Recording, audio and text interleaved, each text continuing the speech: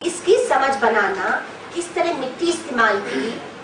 आपको पता है कि जो हम सिलबट्टा खलबत्ता जो यूज करते हैं वो डीडी कोसांबी साहब ने कहा है कि इंडस वैली जमाने हड़प्पा कल्चर का है। वो जो हमारे घर में आज भी मसाला जो बारीकी से पीसने के लिए हम सिलबट्टा खलबत्ता यूज करते हैं वो तब का है, हमारे ट्रेडिशनल है।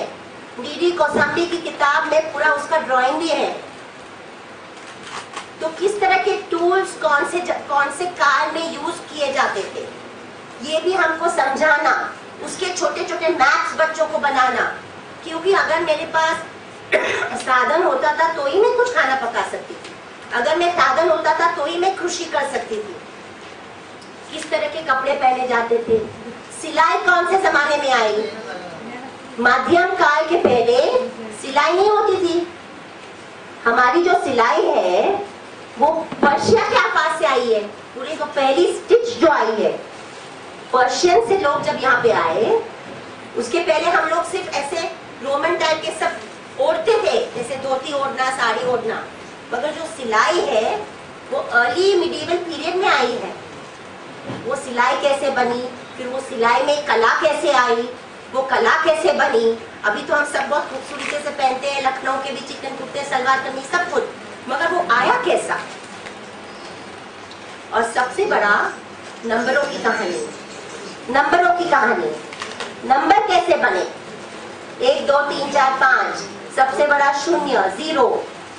एक दूसरे से धंधा शुरू में पैसे से नहीं होता था, शुरू में चीजों से होता था। फिर वो चीजों से पैसा कैसा हो गया, वो गिनती कैसे शुरू हुई, नंबर की कहानी कैसे शुरू हो गई। उसमें गणित के टीचर भी इन्वॉल्व हो सकते हैं आपके, आप उसमें गणित के टीचर्स को भी इन्वॉल्व कर सकते हैं। तो मेरा क्या कहना है कि अगर आपको इतिहास और सामाजिक शिक्षण के अच्छे टीचर बनना है, और मुझे लगता है आप 70% यहाँ के टीचर अच्छे टीचर्स हैं, मुझे लगता है। कल से मैंने देखा है, तो उसमें आप इस तरह के इतिहास अगर पढ़ाना शुरू करेंगे तो आप रिजल्ट अपना देखें। उसमें आपको लैंग्वेजेस के टीचर्स को भी साथ में लाना है, क्योंकि लैंग्वेजेस क्यों इंपॉर्टेंट है। किसकी कहानी, कौन से तबके की कहानी। सिर्फ हमको अमीर ब्राह्मणवाद की कहानी नहीं चाहिए, हमको सब तबकों, ब्राह्मण की भी चाहिए, गरीब की भी चाहिए। हमको कृषि करने वाले आदमी जो वर्कर है उसकी भी कहानी हमारी किताब में चाहिए, और धंधे करने वाले उसकी भी कहानी चाहिए, ताकि हर कहानी की जबान वो अपना कल्चर और अपना एक हिस्ट्री बच्चों के सामने रखे। अगर हम एक ही वर्ग की कहानी बच्चों के सामने रखेंगे, क्लास एक ही वर्ग और एक ही सोच, तो फिर हमारी विभिन्नता जो है, भारत की विभिन्नता जो है वो क्लास के अंदर नहीं है। और विभिन्नता हमारी मजबूती है, विभिन्नता हमारी वीकनेस नहीं है। अगर हमारी मजबूती है भारत की तो हमारी विभिन्नता है। ये हमारी समझ बनाना हमारे बच्चों में बहुत जरूरी है। कभी कभी बच्चे कंफ्यूज हो जाते हैं, उनको लगता है ये सब होती यूनिटी और ये, हम अगर एक हो जाएंगे ना तो लड़ाई बंद हो जाएगी। और हम कहीं ये सिखाते भी है, सब एक जैसे हो जाओ ना फिर प्रॉब्लम ही नहीं है। क्या आपको अच्छा लगेगा हमारा एक जैसा समाज हो जाएगा तो, या तो सब साड़ी पहनेंगे, या सब बुर्खा पहनेंगे, या सब मुझे तो एकदम बोरियत होगी एक दिन में। हम तो ले ही नहीं सकते ऐसा। हम चाहते हैं कि अलग अलग रंग हो, हम चाहते हैं कि अलग अलग पेशा हो, हम चाहते हैं कि अलग अलग सोच हो। तो विभिन्नता हम क्लास के अंदर कैसे रिस्पेक्ट करें। हम कहीं ना कहीं हमारी सोच में ये बात हो, जो तानाशाही राजाशाही की बात होती है कि एक जैसा हो जाओ, एक जैसी सोच बनाओ ताकि लड़ाई नहीं हो। एक जैसी सोच मतलब लोकशाही की बात नहीं है। लोकशाही की मजबूती यही है कि अलग अलग सोच हो मगर संवाद हो, विवाद नहीं हो। संवाद हो और बराबरी का संवाद, ताकि दोनों साइड अपने आप को बराबरी और हथियार बाजू में रखो यार। जब अपने पास जबान है, सोच है, दिमाग है, तो हथियार की क्या जरूरत। हमारे सबसे बड़े हथियार तो हमारे दिमाग है और हमारी सोच है।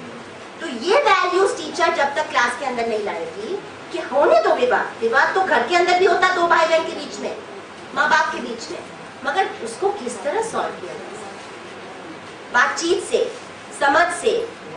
तो कहीं ना कहीं कंटेंट भी हमारा इस तरह होना चाहिए, और क्लास के अंदर माहौल भी इस तरह बनाना जरूरी है कि बच्चों को ये समझ बने। मुश्किल की बात है, कहीं ना कहीं टीचर्स हमको कहते हैं तुम पागल हो जाती हो, तुमको अच्छा लगता होगा एक एक घंटा 8-8 घंटा खड़ा होने का, कितना नॉइज होगा क्लासरूम में, ऐसे बात करोगी तो क्लासरूम में सिर्फ आवाज हो जाएगा, वो क्लासरूम खामोश नहीं रहेगा। मैंने बोला हाँ आवाज बहुत होगा, मगर किस तरह का, it will be the right kind of noise. हम चाहने चुपचाप बच्चे चाहते हैं क्या कि बच्चे बस चुप बैठे और चलते, हम चाहते हैं कि जितने भी सवाल आए, इसका मतलब है कि कहीं ना कहीं हमने अच्छा पढ़ा। अगर हम कहते कि सवाल पूछो ही मत, तो फिर किस तरह की बराबरी और किस तरह की लोकशाही। मेरे सिविक्स की पुस्तक का मतलब है क्या, मैंने टीचर को साथ में भी पूछा था कि हमको अगर आपको सवाल करने का हक नहीं है तो ये फंडामेंटल राइट्स की क्या जरूरत है हमको। अगर मुझे आपसे एक सवाल करने का हक नहीं, चाहे वो सवाल आपको बदमाश लगे, तो आपको मुझे डांट दीजिए आप, मगर आप सवाल करने का हक नहीं देंगे तो मेरा आर्टिकल 29 का मतलब ही क्या, वो पढ़ूंगी नहीं मैं। तो बच्चों को फंडामेंटल राइट्स और संविधान को तब रिस्पेक्ट होगा जब उनको पता चलेगा कि उनके जिंदगी में जो बड़े हैं वो भी उनको रिस्पेक्ट करते हैं, वो वैल्यूज को, ठीक है, सीमा में आपको हमारा आपके भी राइट है तो मेरे भी राइट है, ये भी समझाना हमारा फर्ज है।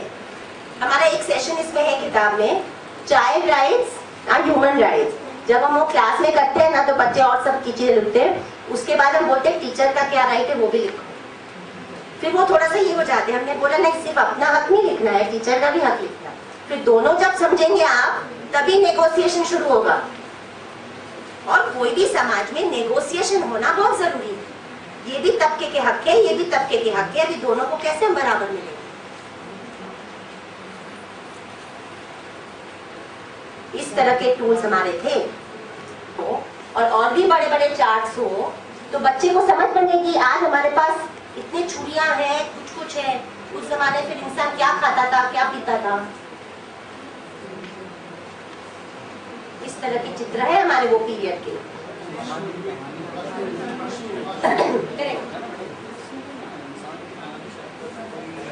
बोट, पहले जमाने की बोट,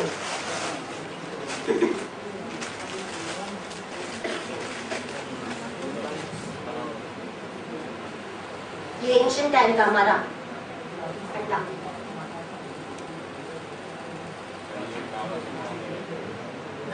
ये हमारे मैप है, दो मैप है, एक एंशिएंट पीरियड का मैप है और एक हमारा दिखा था हड़प्पा, मोहनजोदड़ो, लोथाल।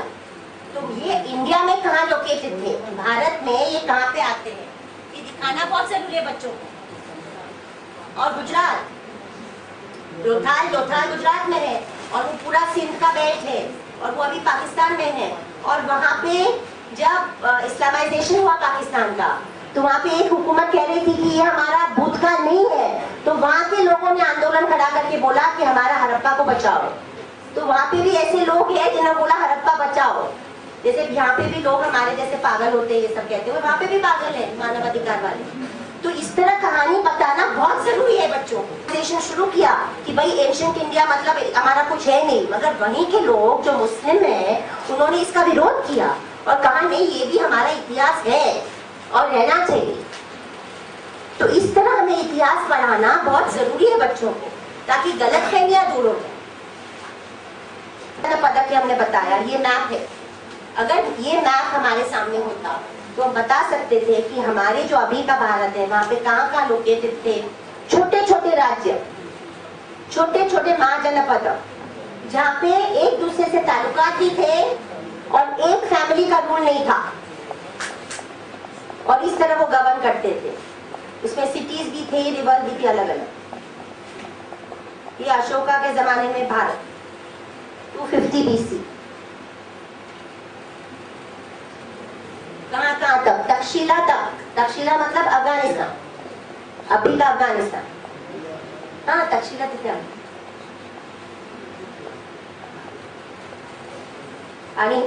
बौद्ध धर्म कहाँ गया? अशोक के हाथ में बौद्ध धर्म कहाँ गया भारत से?